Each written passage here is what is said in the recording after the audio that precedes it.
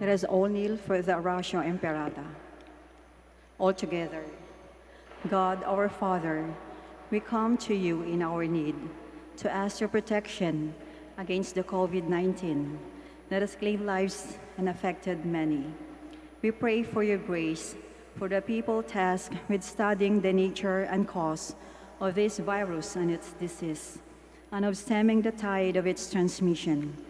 Guide the hands and minds of medical experts that they may minister to the sick with competence and compassion, and of those governments and private agencies that must find cure and solution to this pandemic.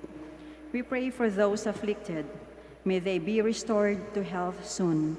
Grant us the grace to work for the good of all and to help those in need. Grant this to our Lord Jesus Christ, your Son, who lives and reigns with you in the unity of the Holy Spirit, God forever and ever. Amen. Mother Mary, help of Christians, pray for us.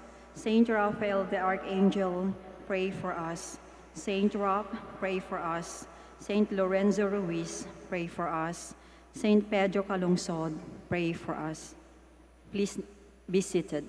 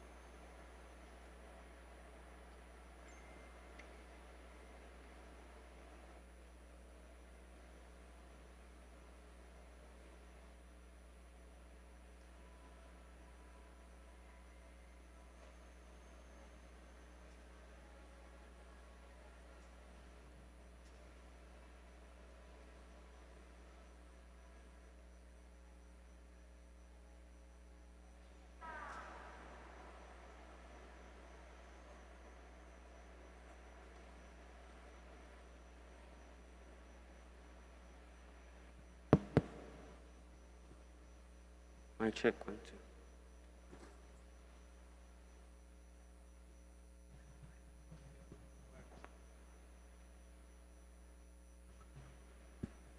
2.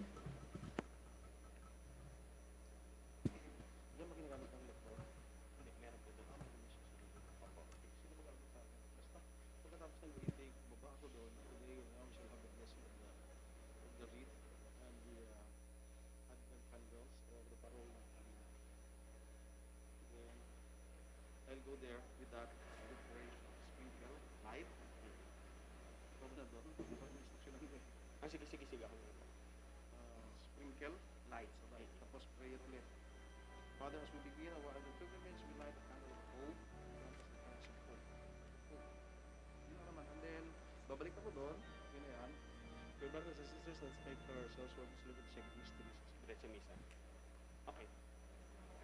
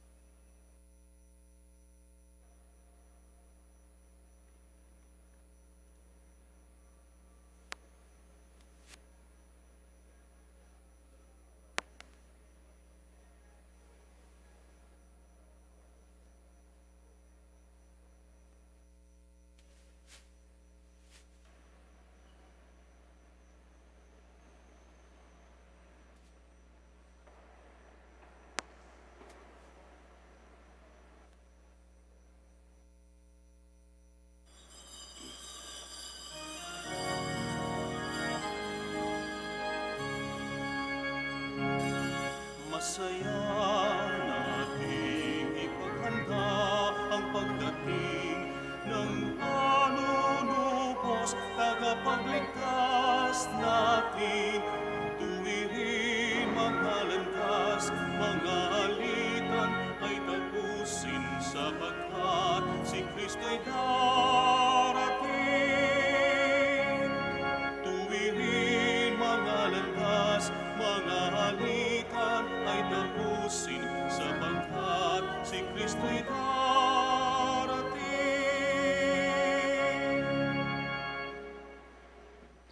In the name of the Father, and of the Son, and of the Holy Spirit. Amen. The grace of our Lord Jesus Christ, and the love of God, and the communion of the Holy Spirit be with you all. And with your spirit. Good afternoon, brothers and sisters. Good afternoon, Father. Welcome to the Minor Basilica of Our Lady of the Rosary of Manaoag. Today we begin another year in the liturgical calendar of the Church. And we begin it with the Advent season. And today we anticipate the first Sunday of Advent. And we do that with the lighting of the first Advent candle and the wreath, or we call it here the parol ng halina.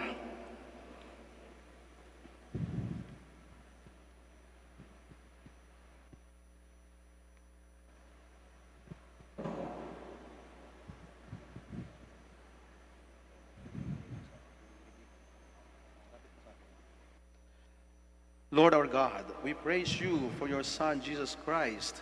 He is Emmanuel, the hope of the people. He is the wisdom that teaches and guides us. He is the Savior of every nation. Lord God, let your blessing come upon us as we light the candles of this wreath. May the wreath and its light be a sign of Christ's promise to bring us salvation. May he come quickly and not delay. We ask this through Christ our Lord.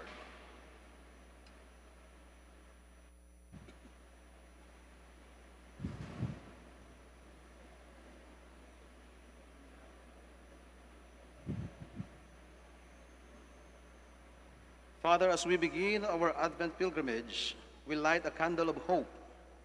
Grant us the courage to hope. Hope for your presence, hope for your peace, hope for your promise. Amen.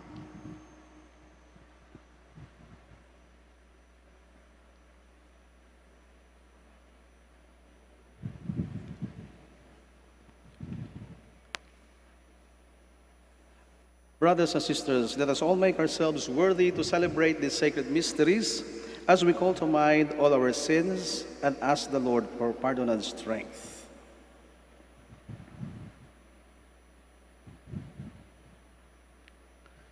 You were sent to heal the contrite of heart. Lord, have mercy. Lord of mercy. You came to call sinners. Christ, have mercy. Christ, have mercy. You are seated at the right hand of the Father to intercede for us. Lord, have mercy. Lord, have mercy. And may Almighty God have mercy on us, forgive us our sins, and bring us to everlasting life. Amen. Let us pray. Grant your faithful, we pray, Almighty God, the resolve to run forth to meet your Christ with righteous deeds at his coming, so that gathered at his right hand, they may be worthy to possess the heavenly kingdom through our Lord Jesus Christ, your Son, who lives and reigns with you in the unity of the Holy Spirit, one God, forever and ever. Amen. Please be seated. Isaiah expresses the great longing of the people for the Lord.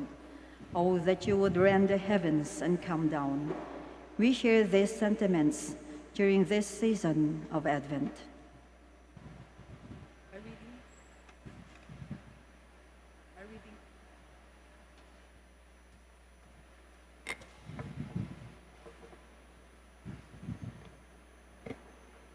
A reading from the book of the prophet Isaiah. You, Lord, are our Father, our Redeemer. You are named forever. Why do you let us wander, O Lord, from ways, and harden our hearts so that we fear you not? Return for the sake of your servants, the tribes of your heritage. Oh, that you would rend the heavens and come down, with the mountains quaking before you. While you wrote awesome deeds we could not hope for, such as they had not heard of from of old. No ear has ever heard, no eye ever seen, any God but you doing such deeds for those who wait for him. Would that you might meet us doing right, that we were mindful of you in our ways. Behold, you are angry and we are sinful. All of us have become like unclean people. All our good deeds are like polluted rugs. We have all withered like leaves, and our guilt carries us away like the wind. There is none who calls upon your name, who roses himself to cling to you. For you have hidden your face from us and have delivered us up to our guilt. Yet, O Lord, you are our Father. We are the clay and you the potter. We are all the work of your hands. The word of the Lord. Thanks be to God. Lord, make us turn to you. Let us see your face, and we shall be saved. Lord, make us turn to you. Let us see your face, and we shall be saved. O Shepherd of Israel, hearken from your throne upon the cherubim. Shine forth, rouse your power, and come to save us. Lord, make us turn to you. Let us see your face, and we shall be saved. Once again, O Lord of hosts, look down from heaven and see. Take care of this vine and protect what your right hand has planted, the Son of Man whom you yourself made strong. Lord, make us turn to you. Let us see your face, and we shall be saved. May your help be with the man of your right hand, with the Son of Man whom you yourself made strong. Then we will no more withdraw from you. Give us new life, and we will call upon your name. Lord, make us turn to you. Let us see your face, and we shall be saved. The words of the Apostle Paul are an excellent reminder during this season as we reflect on the Lord's coming into our lives. A reading from the first letter of St. Paul to the Corinthians. Brothers and sisters, grace to you and peace from God our Father and the Lord Jesus Christ. I give thanks to my God always on your account, for the grace of God bestowed on you in Christ Jesus, that in him you were enriched in every way, with all discourse and all knowledge, as the testimony to Christ was confirmed among you, so that you are not lacking in any spiritual gift, as you wait for the revelation of our Lord Jesus Christ. He will keep you firm to the end, irreproachable on the day of our Lord Jesus Christ. God is faithful, and by him you were called to fellowship with his Son, Jesus Christ our Lord. The word of the Lord. Thanks be to God. Please stand. Hallelujah, hallelujah, hallelujah. Hallelujah, hallelujah, hallelujah, hallelujah. Show us, Lord, your love, and grant us your salvation. Hallelujah, hallelujah, hallelujah. Hallelujah, hallelujah, hallelujah, hallelujah.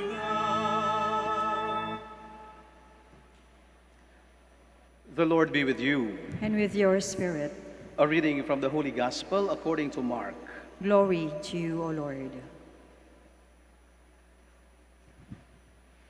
Jesus said to his disciples, "Be watchful, be alert. You do not know when the time will come. It is like a man traveling abroad. He leaves home and places his servants in charge, each with his own work, and orders the gatekeeper to be on the watch. Watch, therefore. You do not know when the Lord of the house is coming, whether in the evening or at midnight or at cockcrow or in the morning. May he not come suddenly and find you sleeping. What I say to you, I say to all. Watch." Brothers and sisters, the gospel of the Lord. Praise to you, Lord Jesus Christ. Please be seated. Watch. Many times mentioned in the gospel today. Even the gospel is a short reading. Watch could refer to time. That is why we have this timepiece, we call the watch. And in the gospel, it refers to time which we do not know, in fact. Time when the Son of Man is coming, and that time actually we don't know. And the watch or watch could also refer to preparation or being prepared, to be watchful, to be alert. Kung sa Tagalog ay maging mapagmasid. Buong buhay natin, tayo ay tahasa na sa lahat ng uri at lahat ng klase ng paghahanda. Mula nung tayo pinanganak, ay inihanda ito ng ating mga magulang. Nung tayo nagkaisip, lahat ng pinapagawa sa atin ay paghahanda. Paghahanda sa ating birthday, unang birthday marahil, o taon-taon na pagbe-birthday natin. Paghahanda sa lahat ng okasyon na nagaganap taon-taon at maraming beses sa isang taon. Paghahanda sa unang hakbang natin o sa unang pagpasok sa eskwelahan. Paghahanda sa graduation. Paghahanda sa buhay. Paghahanda ng bagong buhay na darating sa ating pamilya. Paghahanda sa pag-aasawa, paghahanda sa maraming pagsubok at mga problemang darating sa buhay. At madalas, kapag tayo naghahanda, ay pinaglalaanan natin ito ng oras, pinaglalaanan natin ng lakas, pinaglalaanan natin ng pera, gumagastos tayo. Lalong-lalo na kapag pinaghahandaan natin ay importante o mahalaga sa buhay natin. Maging ito ay okasyon o maging ito man ay tao na darating sa buhay natin o sa bahay natin. We spend so much energy, money, and even time for that because we want everything to be spot on. We want everything to be perfect when the time comes. Mas madali kapag alam natin kung ano ang ating pinaghahandaan at kung kailan darating ito. Subalit ang sinasabi sa atin ng Panginoon sa ngayon sa Ebanghelyo ay hindi natin alam kung kailan at paano at kung saan darating. At ang kanya lang sinasabi ay magmasid at maghanda. Marahil sabi ko nga ay nahasa na tayo sa paghahanda. Subalit may isang bagay na marahil ay dapat tanungin natin ang ating mga sarili sa mga paghahanda o paghahanda na ginagawa natin. Naisipan na ba natin paghandaan ang pagpasok sa kalangitan sa kaharian ng Diyos o sa langit? O sa ibang salita, napaghandaan na ba natin ang ating kamatayan? Sapagkat ang ating kamatayan ay siya ring simula o hudyat noon ang ating pagpasok sa kabilang buhay. At sa maraming paghahanda na ginawa natin, naisip na ba natin o napaghandaan ba natin ang araw na ito? At ito rin ang isang dahilan at ibig sabihin ng Panginoon, we do not know the hour when it is coming, because that time is also the time meeting the Lord. Meron itong isang kwento. Itong kwento ay narinig ko lang at itong kwento ito ay may kinalaman sa ebanghelyong binasa natin sa araw na ito. May isang lalaki, ang kanyang pangalan ay si Mang Kanor. At si Mang Kanor, lagi siyang nananaginip tungkol sa Diyos. At doon sa kanyang panaginip ay nakakausap niya ang Diyos. At sa madalas na kanyang karanasan na nakakausap niya ang Diyos, minsan sa kanyang panaginip, nung nagsabi sa kanya ang Panginoon, sabi niya, Mang Kanor, bukas gusto kong makipagkita sa iyo, hindi lamang sa panaginip. Gusto kong makita ka ng personal. Gusto kong tagpuin mo ako bukas.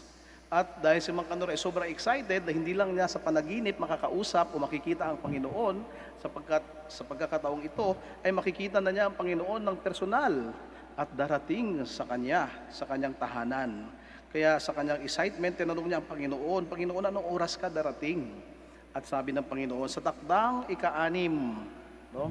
So 6:00 ng gabi, sabi ng Panginoon, darating ako sa iyong tahanan.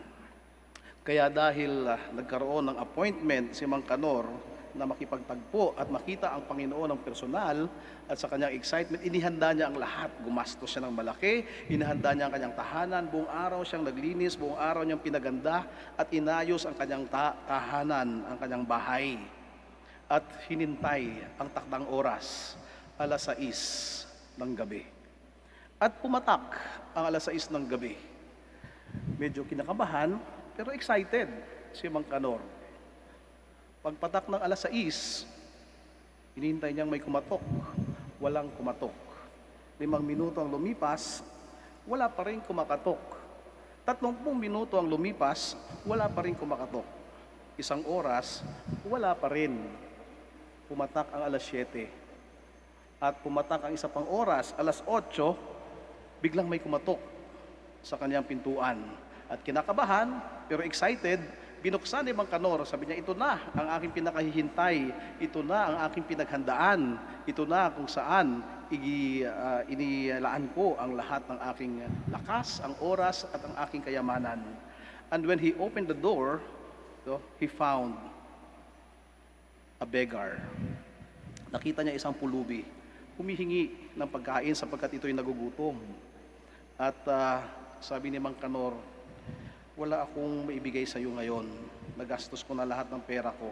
At may hinihintay akong napaka-importanting tao. Hindi kita pwedeng papasukin sa aking tahanan dahil somebody I am expecting to come and arrive at my house is somebody very important, a very important person. Kaya pwede ba? Pwedeng umalis ka muna at sa ibang araw ka na lang bumalik. Wala akong panahon sa iyo ngayon. At umalis ang isang pulubi na hindi nabigyan at nagutom at nanatiling gutom. At naghintay pa rin si Mang Kanor. Sabi niya, akala ko yun na. Hindi pa pala. 9:00, may kumatok ulit sa kanyang pintuan. At ang pagbukas ni Mang Kanor, sabi niya, marahil ito na talaga. At nakita niya ang kanyang kapitbahay, si Mang Roger. At nagmamakaawa. Sabi niya, Mang Kanor, tulungan mo naman ako. Ang anak ko ay dadalhin sa ospital, emergency. Pwede bang tulungan mo ako makahiram ng pera?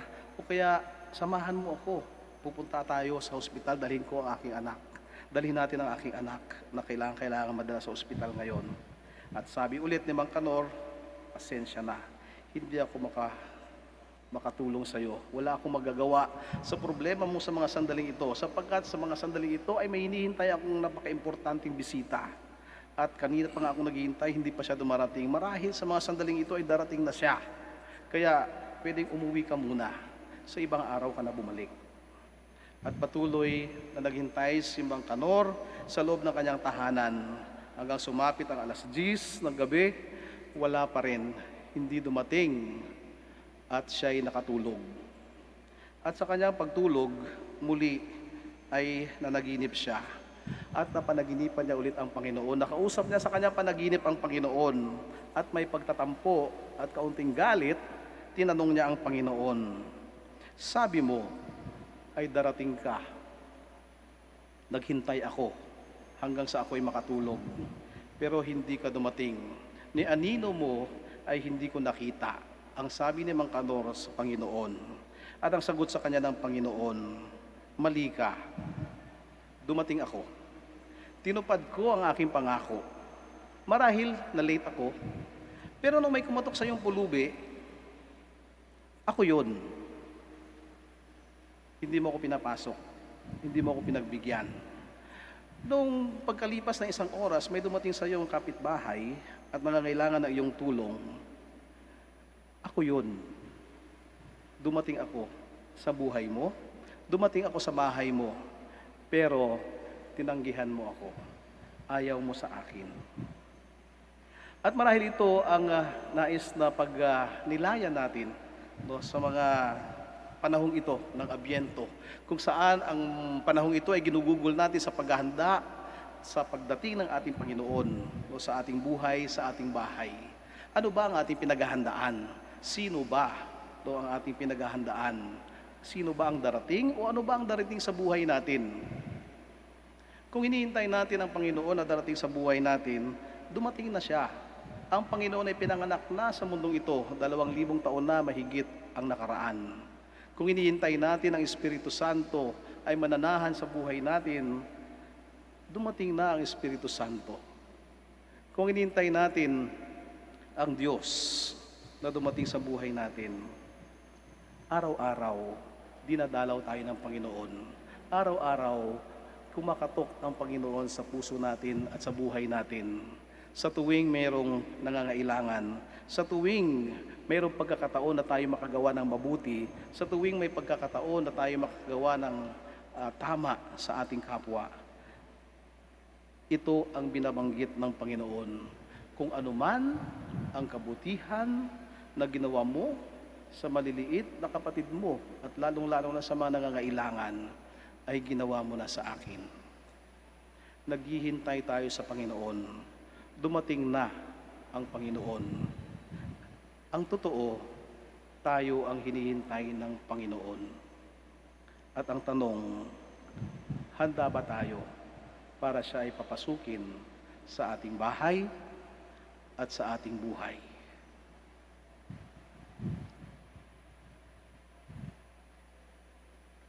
Let us all stand.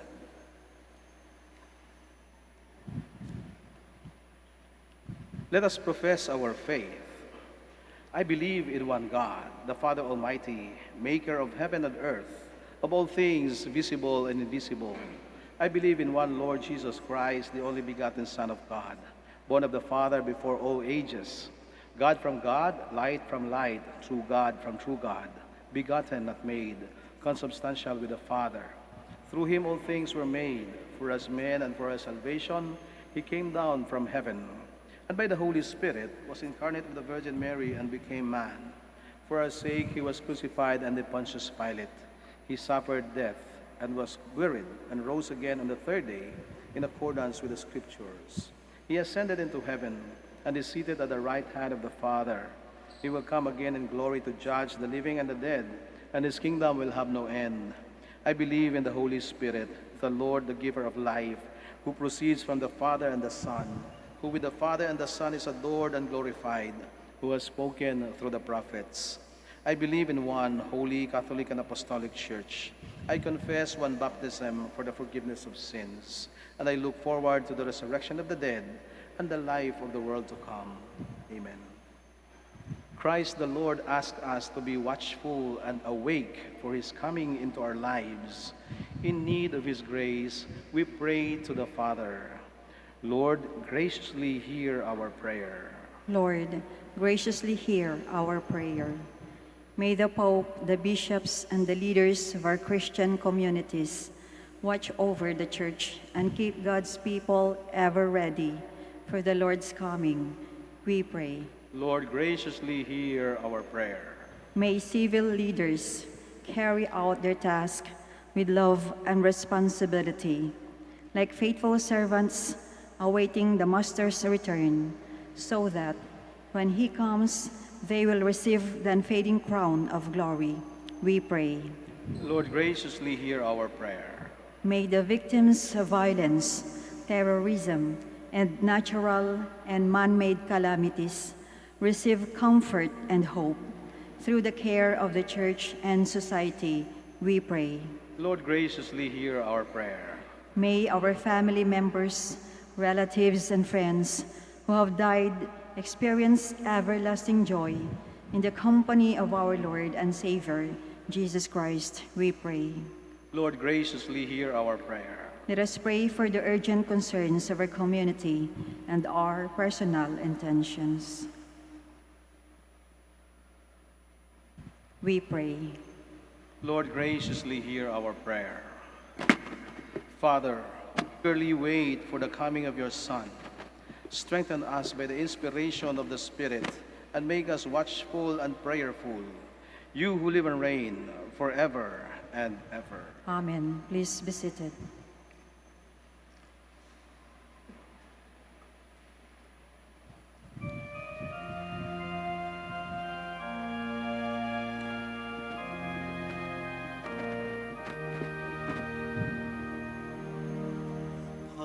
Panginoon, aming handog ang mong tinahayan,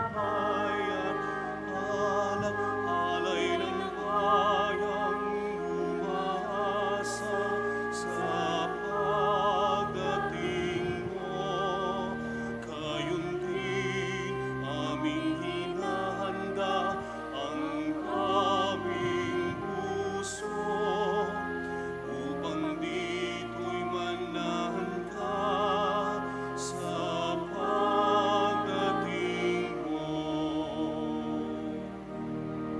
Panginoon, aming handog ang tinahayan, alay ng bayang umasa sa pagdating mo.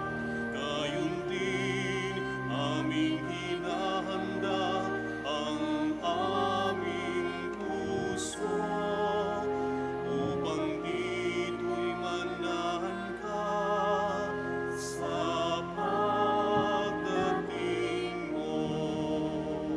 Please stand. Pray, brothers and sisters, that my sacrifice and yours may be acceptable to God, the Almighty Father. May the Lord accept the sacrifice at your hands for the praise and glory of his name, for our good and the good of all his holy church. Accept, we pray, O Lord, these offerings we make, gathered from among your gifts to us. And may what you grant us to celebrate devoutly here below gain for us the prize of eternal redemption through Christ our Lord. Amen. The Lord be with you. And with your spirit, Lift up your hearts. we lift them up to the Lord. Let us give thanks to the Lord our God. It is right and just. It is truly right and just, our duty and our salvation, always and everywhere to give you thanks, Lord, Holy Father, Almighty and eternal God, through Christ our Lord. For he assumed at his first coming the lowliness of human flesh, and so fulfilled the design you formed long ago, and opened for us the way to eternal salvation, that when he comes again in glory and majesty, and all is at last made manifest, we who watch for that day may inherit the great promise in which now we dare to hope. And so with angels and archangels, with thrones and dominions, and with all the hosts and powers of heaven, we sing the hymn of your glory, as without end we acclaim.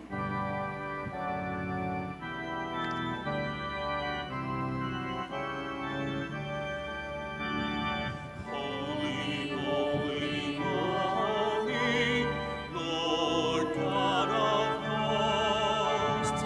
Heaven and earth are full of your glory, full of your glory. Hosanna in the highest, Hosanna in the highest.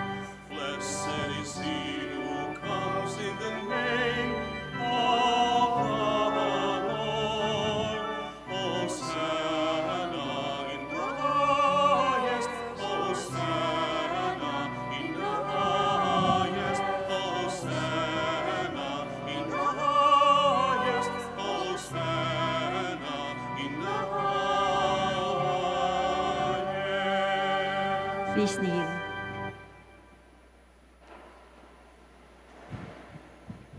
You are indeed holy, O Lord, a fount of all holiness.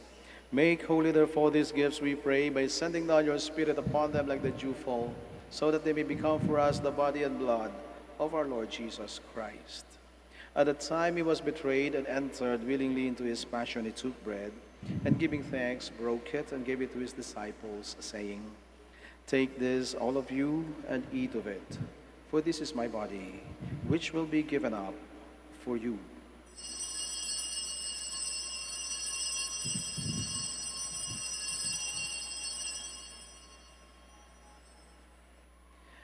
In a similar way, when supper was ended, he took the chalice, and once more giving thanks, he gave it to his disciples, saying, "Take this, all of you, and drink from it, for this is the chalice of my blood, the blood of the new and eternal covenant, which will be poured out for you and for many for the forgiveness of sins.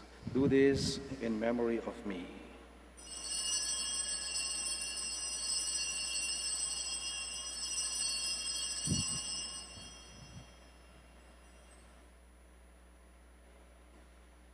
The mystery of faith. When we eat this bread and drink this cup, we proclaim your death, Lord, until you come again. Therefore, as we celebrate the memorial of his death and resurrection, we offer you, Lord, the bread of life and the chalice of salvation, giving thanks that you have held us worthy to be in your presence and minister to you. Humbly we pray that partaking of the body and blood of Christ, we may be gathered into one by the Holy Spirit. Remember, Lord, your church spread throughout the world, and bring her to the fullness of charity, together with Francis, our Pope, and Socrates, our Bishop, Fidelis, his auxiliary bishop, and all the clergy. Remember also our brothers and sisters who have fallen asleep in the hope of the resurrection, and all who have died in your mercy. Welcome them into the light of your face. Have mercy on us all, we pray, that with the Blessed Virgin Mary, Mother of God, with Blessed Joseph, her spouse, with the blessed apostles, and all the saints who have pleased you throughout the ages, we may merit to be co-heirs to eternal life, and we praise and glorify you through your Son, Jesus Christ. Through him, and with him, and in him, O God, Almighty Father, in the unity of the Holy Spirit, all glory and honor is yours forever and ever. Amen, amen, amen. Please stand. Full of hope and love, we now pray to God, our Father, in the words our Savior taught us. Amen.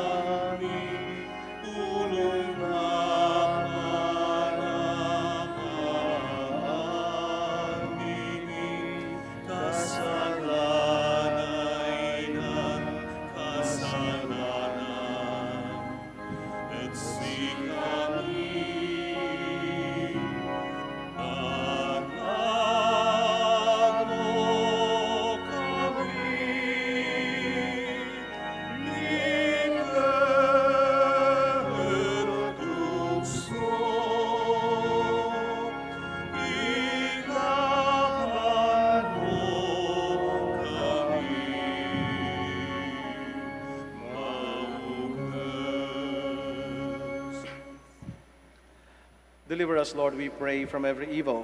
Graciously grant peace in our days, that by the help of your mercy we may be always free from sin and safe from all distress, as we await the blessed hope and the coming of our Savior, Jesus Christ. For the kingdom, the power, and the glory are yours, now and forever.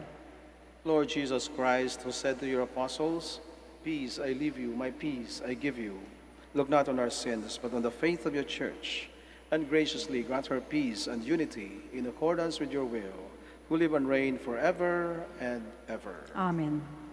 The peace of the Lord be with you always. And with your spirit. Let us give each other the sign of peace. Peace with you. You.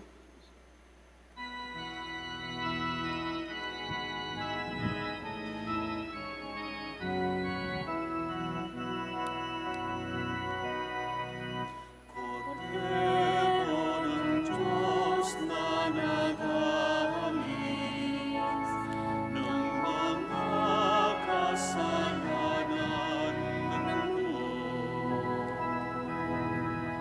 Maawa ka sa amin. Cordero ng Diyos, maawa ka. Cordero ng Diyos na nagalis ng mga kasalanan ng mundo. Maawa ka sa amin. Cordero ng Diyos, maawa ka. Cordero ng Diyos na nagalis ng mga kasalanan ng mundo. Ipagkaloob mo sa amin ang kapayapaan. Please kneel.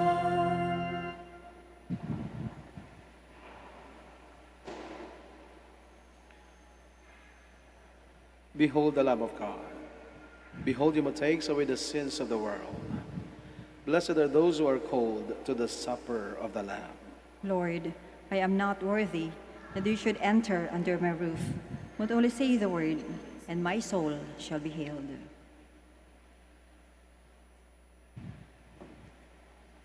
To the body and blood of Christ, bring us everlasting life.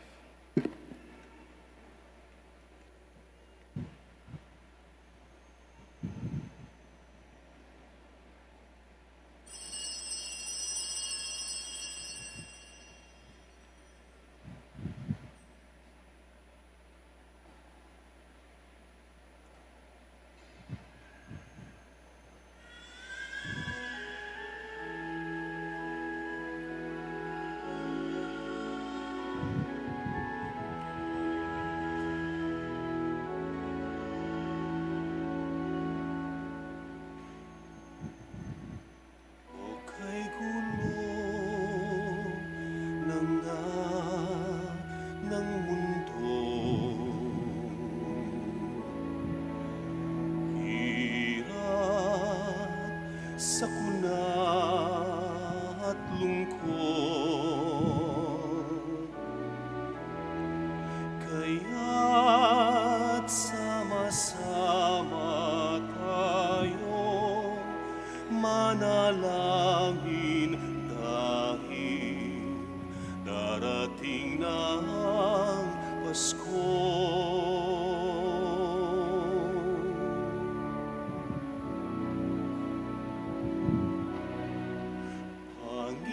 Panginoon, halina't umarito ka. Sagipin mo ang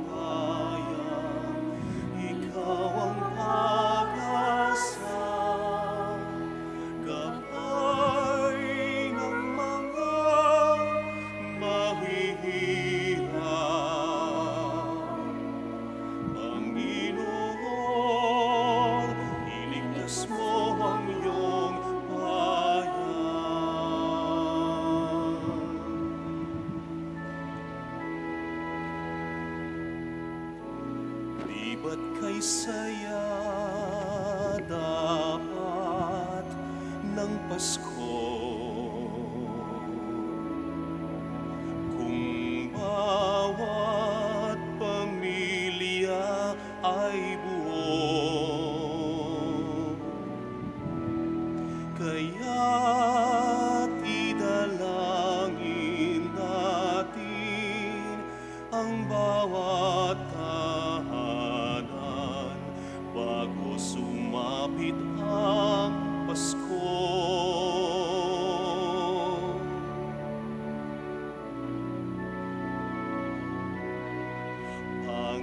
Panginoon, halina't pumarito ka.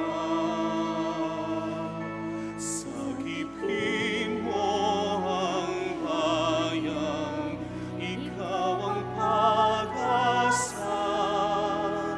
Gabay ng mga mahihirap. Panginoon, iligtas mo ang iyong bayan.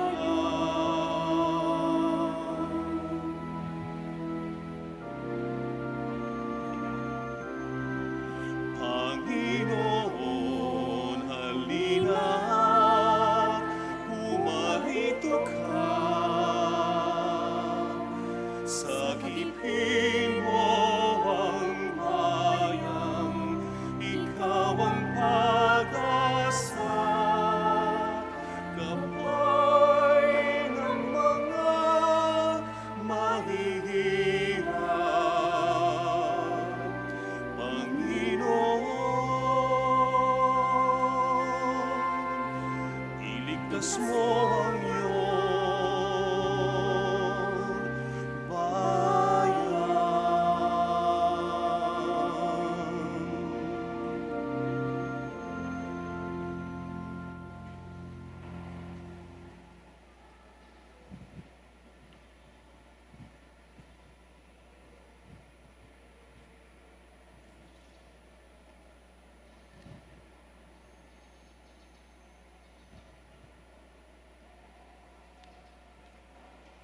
Please kneel for the credo of stewardship.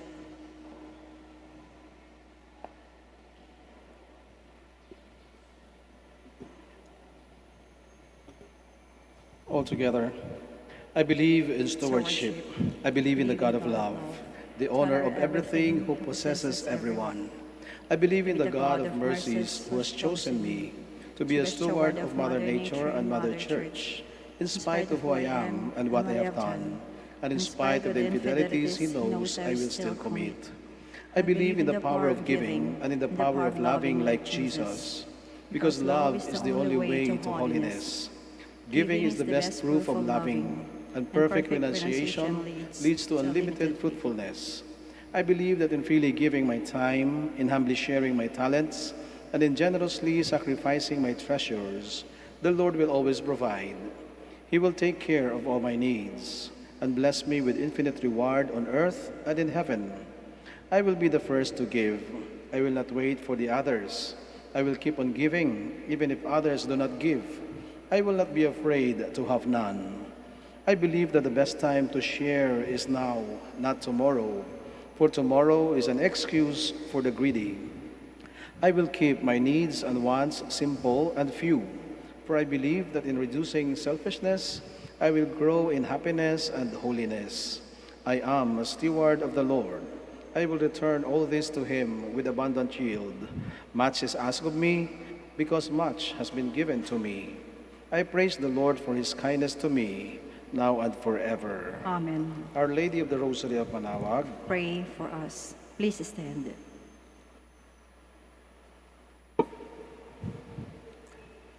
let us pray. May these mysteries, O Lord, in which we have participated, profit us, we pray, for even now, as we walk amid passing things, you teach us by them to love the things of heaven and hold fast to what endures. Through Christ our Lord. Amen. The Lord be with you. And with your spirit. Brothers and sisters, thank you so much for joining us in the celebration of this Eucharist on this first Sunday of the Advent season. May you have a meaningful pilgrimage and please have a safe trip back home. And for our brothers and sisters joining us via live stream, we also thank you for being with us. And always be assured that your prayer requests and Mass intentions are remembered at the Minor Basilica of Our Lady of the Rosary of Manaoag. And now please bow your heads and receive God's blessing. May the Almighty and merciful God, by whose grace you have placed your faith in the first coming of His only begotten Son, and yearn for His coming again, sanctify you by the radiance of Christ's advent and enrich you with His blessing. Amen. As you run the race of this present life, may He make you firm in faith, joyful in hope, and active in love. Amen. So that, rejoicing now with devotion at the Redeemer's coming in the flesh, you may be endowed with the rich reward of eternal life when He comes again in majesty. Amen. And may Almighty God bless you all, the Father, and the Son, and the Holy Spirit. Amen. The Mass has been offered. Let us all go in peace. Thanks be to God. And now we shall have the prayer for the blessing of our sick brothers and sisters, those who are sick present here today, those who are sick at home and in the hospitals. Our help is in the name of the Lord, Who made heaven and earth. Let us pray. God, our Almighty Father, by your blessing you give us strength and support in our frailty. Turn with kindness toward our sick brothers and sisters, free them from all sickness and restore them to good health, to the intercession of Our Lady of the Rosary of Manaoag, so that in the sure knowledge of your goodness they will gratefully bless your holy name. We ask this through Christ our Lord. Amen. And now we pray for the blessing of your religious articles. If you have your rosaries, images, candles, oil with you, please bring them out. Pakilabas lang po at gagawa po tayo ng pagbabasbas. At manatili lang po kayo sa inyong kinaroroonan ngayon. Kami na po ang bababa para sa pagbabasbas ng inyong religious articles para po mapanatili natin ang ating pagitan o we keep our physical distance. In memory of the mysteries of the life, death, and resurrection of our Lord Jesus Christ, and to the honor and glory of the Blessed Virgin Mary, Mother of Christ and Mother of the Church, Our Lady of the Rosary of Manaoag, may the rosaries, images, candles, oil, and other religious articles be blessed and made holy. In the name of the Father, and of the Son, and of the Holy Spirit. Amen. Amen.